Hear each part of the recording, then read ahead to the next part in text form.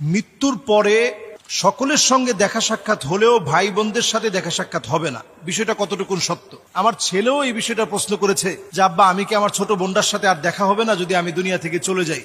তো এটা প্রত্যেকটা মানুষেরই হৃদয়ে লাগার মতো একটা বিষয়, আসলে দেখা হবে কিনা। এটি খুব বেশি ভাইরাল হওয়াতে এই বিষয়টা নিয়ে কথা বলা আমি দায়িত্ব বলে মনে করছি। আপনারা নিশ্চয়ই যারা দেখেছেন এই বিষয়টি, এটা একটা ভিডিওর মাধ্যমে ছড়িয়ে পড়েছে এবং অনেকেই সেই ভিডিওর সাউন্ডগুলো শুধু ধারণ করে লিপসিং এর মধ্য দিয়ে এটা আরো বেশি ছড়িয়ে দিয়েছে।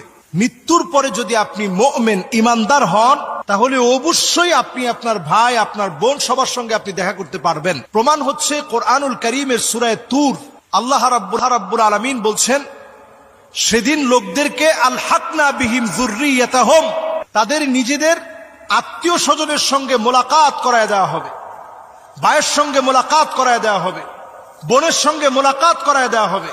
আলহাকনা বিহিম যুররিয়াতাহুম, ভাই তার বোনকে পাবে, বোন তার ভাইকে পাবে। অবস্থা দেখবে সেদিন এমন হবে যে ভাই হয়তো জান্নাতি, বোনটা হচ্ছে জাহান্নামী। দেখার পরে বলবে যে আল্লাহ, আজকে আমার বোনের গায়ে জাহান্নামের পোশাক কেন? আল্লাহ রাব্বুল আলামিন সেদিন যদি মাফ করে দেন, এটা আল্লাহ রাব্বুল আলামিনের ইচ্ছা। আর যদি মাফ না করেন তাহলে ওই দেখাটাই শেষ। এরপরে যদি আল্লাহ তাআলা দেখান তাহলে ভিন্ন বিষয়। তাহলে বোঝা যায় যে মৃত্যুর পরে ভাই তার বোনকে দেখতে পাবে, বোন তার ভাইকে দেখতে পাবে। ইমানদার হলে দেখা সাক্ষাৎটা খুব স্বাভাবিক থাকবে, মাঝে মাঝেই দেখা সাক্ষাৎ হবে। যখনই মন চাবে আপনি দেখা সাক্ষাৎ করতে পারবেন। আপনার সাথে দেখা সাক্ষাতের মধ্য দিয়ে বিভিন্ন গল্প হবে।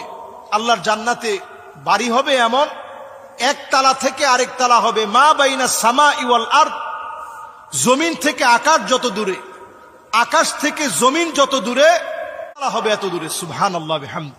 সেই জান্নাতের ভিতরে আল্লাহ তাআলা দেখা সাক্ষাৎ করিয়ে দিবেন। এটা কোরআনুল কারীমের আয়াত দ্বারা প্রমাণিত। এবার হাদিসের দিকে আসি। সেদিন কিছু মানুষ আল্লাহর কাছে বলবে, কানু ইউসাল্লুনা মা'ানা, আল্লাহ এই মানুষগুলো, এই যে আমার ভাই, এই যে আমার বন্ধু, আল্লাহ এরা তো আমার সঙ্গে একসঙ্গে নামাজ পড়তাম, আমরা দুই ভাই একসঙ্গে যেতাম, আজকে আমি জান্নাতে ও জাহান্নামে, আল্লাহ আপনি মাফ করে দেন না। সেদিন যখন এইভাবে আল্লাহর কাছে ফরিয়াদ করবে, আল্লাহ যার ফরিয়াদ কবুল করবে, আল্লাহ বলবে যাও তাকে জাহান্নাম থেকে নিয়ে আসো।